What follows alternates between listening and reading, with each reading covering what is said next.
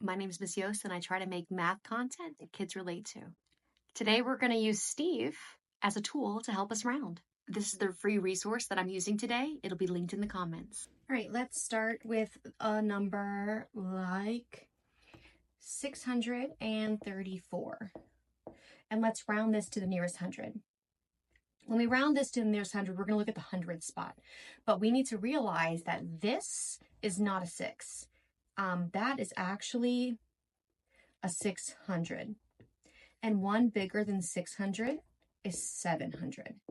These are the only two options for the answer. So now we need to grab our bases, which are your two houses. Here's one base, and here's the second one down here. So we're going to call this base 600, and this is going to be base 700. Now we're going to draw a path between the bases, or a number line.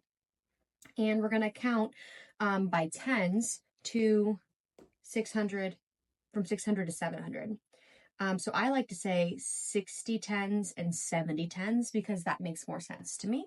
So 60 tens, 61, 62, 63, 64, 65, 66, 67, 68, 69, 70 tens. 70 tens is 700. And in this problem, we have 63 tens. 1, 2, 3. This is where Steve's is. He's out exploring, and he left his little house, and he wants to go find his friend's house. And he is here, and it turns nighttime, and a zombie mob comes to where Steve is at. And so Steve has to decide, is he going to run to his friend's house at base 700, or is he going to go back home to base 600?